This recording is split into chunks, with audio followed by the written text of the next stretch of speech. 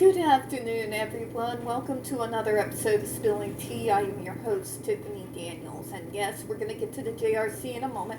First, real quick, brief disclaimer. If you're unfamiliar with the Stop the Shops campaign, or the campaign against the troubled teen industry, you can find links right there in the description box for you, covering all the material we go over in regards to the JRC, so that you can go ahead and deep dive on either subject should you like to. So, all in the description box there. Also, real briefly, trigger warnings. This channel is marked not for kids for a reason. First off, I use profanity. I use profanity a lot. And when we talk about places like the Judge Rotenberg Educational Center, you're going to hear vivid descriptions of and catch clips of surveillance footage of people with mental health issues and disabled people being tortured and abused. So if you got a child that is 16 and younger and they are watching this, parental supervision, folks, very much advised, alright? Okay, now, where we left off from the other day, and yes, we got a bit of a novel for our first comment of the day to read through here, so just kind of bear with me, alright? I want the FDA to pass a rule banning the use of electric shock devices for behavioral modification. Perfect. Thank you, Deanna. That's the way you gotta word it in these comments, because the JRC, if you give them an inch, they'll take 5 miles. These devices, often referred to as aversive conditioning devices, are used on individuals with developmental, intellectual, and behavioral disabilities to curb challenging behaviors. No, like they used to use the belt in the 90s. Ask me if it curbed behaviors. But it did, though, for a week. And then we would do something even more stupid. I know I lived during that time period. Corporal punishment did nothing overall to actually curb or change the behaviors we were engaging in at the time, because fear can only be used as a temporary tool to stop something. Once you no longer feel that fear, what you're doing previously is probably going to continue. It may become even more reckless because now you've got rebellion on the mind. Just say, human nature. It doesn't work. Promise you that. However, their use is not only inhumane but also ineffective and outdated. The continuation of this practice stands in stark contrast to modern evidence-based approaches to behavioral intervention that emphasize dignity, respect, and positive reinforcement. Deanna. Some treatment programs, yes, they do. Person-centered planning, person-centered therapy, things of that nature, they absolutely do. But when you are talking about ABA, but we do emphasize dignity, respect, and positive reinforcement, then why are you trying to turn us into someone else? Because that's what ABA aims to do. They may tell you that's not what the aims are, but we can help you gain skills and more acceptable socially. And if you get to the real heart of it, what they're trying to do is replace your behaviors with what they consider to be neurotypical behaviors, so that people will be more accepting. What they're underlyingly saying, what they're really actually saying is this is all done so that we will make the people around us more comfortable with our presence if we fake neurotypicality to your standards, which don't even really meet any real standards. Individuals who are basing this standards off of what? Fan fiction? Because I can promise you, neurotypical teens curse. They drink. They fight. They do stupid crap. Go to a high school parking lot and just sit there at the end of school sometime if you don't believe me.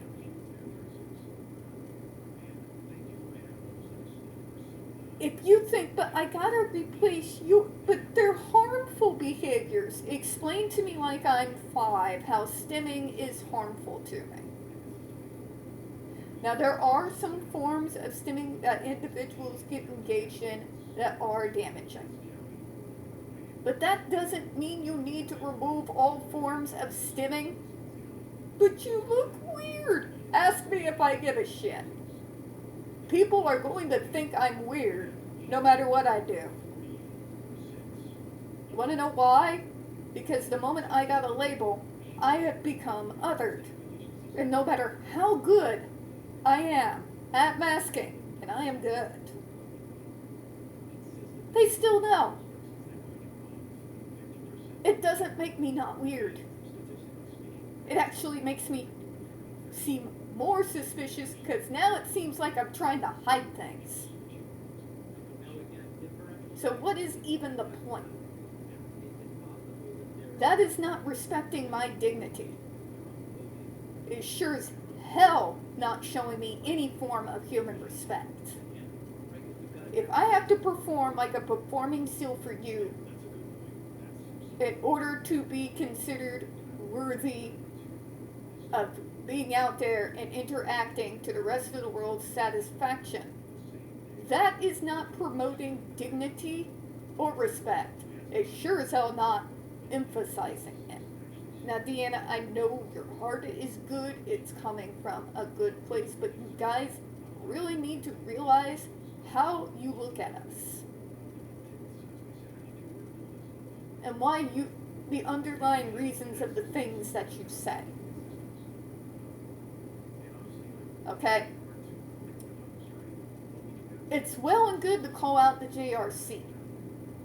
But there's an old Bible verse, right? First, remove the plank from your own eye before trying to remove the speck from your neighbor's. Now, JRC is by far not a speck, but the sentiment is there. Because the fact of the matter is, what the JRC built their torture off of is ABA. Okay? Granted, they didn't use shock treatment back in the day in ABA, but they did use physical punishments for not being neurotypical enough. We don't do that anymore. That's better, right? You're still trying to turn me into someone I'm not. But don't you want it to be easier to interact with others? Why would I want things to be easier to interact with others when they won't even allow me to interact with them unless I can at least fake being like them to their satisfaction? Why would I want anything to do with such people? And if you force people to do that, you are not emphasizing dignity or respect. Okay? But what about positive reinforcement? I have seen it used within the confines of person-centered planning in my own program, and it actually works remarkably well. You can use positive reinforcement in combination with some of the other treatment programs out there without forcing us to create a mask and turn ourselves into somebody else every time we walk out that door. Now, I'm old now, 40s. And I long ago realized that my worth is not decided in the heads of the neurotypicals that surround me. My worth is decided by my God. What everybody else thinks doesn't even blip on the radar anymore. That is freedom. Now, not everyone may say God. Your connection, what makes you be secure in yourself might be something else. It might be something in your future, but you get my point. It's the idea that this is an entire system of treatment that is actually geared with the interest in mind of focusing on all the people around the person with the diagnosis instead of the person with the diagnosis themselves. Their wants, their needs, our wants, our needs, our hopes for the future, what we want to do with our lives, often don't even factor in. If we don't change these issues inside the system, then another JRC is always going to pop up. And they're only going to find excuses to other us and experiment upon us. If we don't get to the heart of the matter and realize how we treat the disabled people in this country, the people with mental health issues in this country, how we treat the elderly in our country, then this cycle is going to continue to repeat itself. And there will be another JRC to fight. Let me continue to read here before I take you down another left turn here.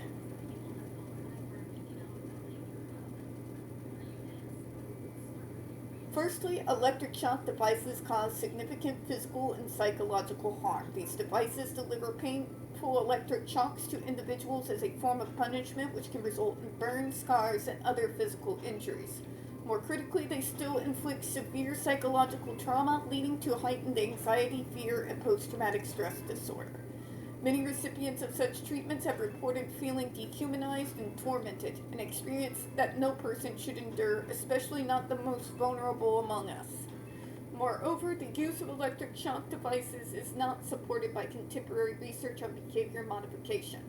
Studies have consistently shown that positive reinforcement and other non-aversive techniques are far more effective in promoting desired behaviors and improving the quality of life for individuals with disabilities. Techniques such as applied behavior analysis. Boo! Rewind, watch the first part of this video, please. Cognitive therapy, also known as CBT, and person-centered planning focus. My God. But ABA is person-centered. The fuck it is. If you are trying to replace my natural behaviors with your fan-fictionalized version of neurotypical behaviors, that is not person-centered, that is neurotypical-centered. Please sit down. I'm tired of mincing words. Alright? I'm already gonna have to deal with the fallout of the orange orangutan and Tylenol, for God's sake. Which I will be doing a video on, but first, I want to calm down. I've already been over this with multiple people, but apparently, yeah. So it looks it's gonna be a direct challenge. You know what? Fuck it, let's do it. Anyways, before I do that and get myself in trouble, let's continue. And teaching alternative appropriate behaviors in a supportive and respectful manner. But we need to treat you alternative. Okay, for harmful ones, yes, but you're never going to stop self-injury and meltdown. That's just pie in the sky thinking. It's going to happen at some point. Just saying. In addition to being harmful and ineffective, the use of electric shock devices is ethically indefensible. Our society has made significant strides in recognizing the rights and dignity of individuals with disabilities reflected in the laws such as the Americans with Disabilities Act and the Individuals with Disability Education Act. You mean the two acts that are directly under attack right now by our current regime and our orange orangutan of a president? Respect. Sure. By the way, none of that actually cures the systemic ableism that is just ripe throughout the entirety of the medical model. You trying to change me into somebody else you want me to be in order for you to be comfortable around me is not showing me empathy, understanding, or giving me any type of appropriate support. But maybe you don't know what behaviors you should be capping. Karen, I'm not fucking stupid. You need to understand we're not stupid. In particular when behaviors are rare. That should indicate to you we got the memo. You need to live in a reality that none of these behaviors are going to disappear forever entirely. It's just not possible. That is not the world we live in. The sooner we realize this and accept it, the better we'll all be. As soon as we realize that a label does not decide someone's worth, we're going to have to keep having this damn conversation over and over and over and over and over again.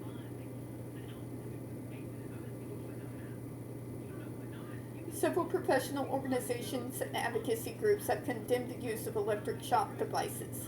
The American Association on Intellectual and Developmental Disabilities, also known as AAIDD, the Autism Society of America, and the United Nations have called for a ban on these devices, citing the significant harm they cause and the availability of more humane and effective alternatives. Their collective voices underscore the urgent need for the FDA to take action. Furthermore, many countries have already prohibited the use of electric shocks for behavioral modification, recognizing the inherent cruelty and lack of scientific support for such practices. The United States, as a leader in human rights and medical ethics, must align itself with these global standards and protect its most vulnerable citizens from unnecessary and harmful interventions. Our human rights and medical ethics and everything is being walked back as fast as Trump can make it happen.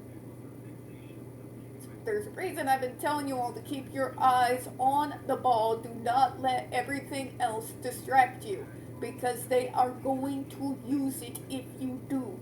Do not take your eyes off of Congress and the Senate and the bills that they are passing to get distracted by everything else that's going on. Or they're going to start slipping in some very scary shit, and you're not even going to know it happened until it hits.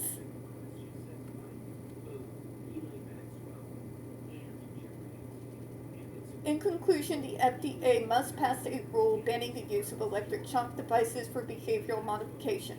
These devices cause undue harm and are inconsistent with the contemporary scientific understanding and violate ethical principles and rights of individuals with disabilities. It's time to embrace evidence-based, humane, and effective approaches to behavioral intervention that uphold the dignity and respect of all individuals. By banning electric shock devices, the FDA can take a significant step towards ensuring a more compassionate and just society for everyone. Well, that comic turned into a novel. So although we've been doing 3 a video lately, we're going to actually close out a little bit early on this one. But yeah, I mean everything I said. Yes, I go after the ABA, yes, even those who are siding with us against the JRC, because they need to realize places like this are going to keep popping up to plague us for decades to come if they do not take that way overdue long look in the mirror and read their own ABA handbooks without bias. Read it with objectivity. And then after you read it with objectivity, read it again as though through the eyes of one of us. And then ask yourself if you would accept someone taking you through such a program. Alright folks, we don't get very many views on this channel. The few we do tend to get removed from time to time. Please don't forget to hit the like button, hit subscribe. Don't forget to hit the comments and make sure you're still set up to receive notifications. We're going to be continuing with Down the Rabbit Hole series, obviously. And we are also going to continue with the Snake Oil Salesman series, which right now seems extremely pertinent, don't you think? I do appreciate your time. As always, folks, we here at Spilling Tea hope you have a good one. I'll see you later. Bye-bye, everyone.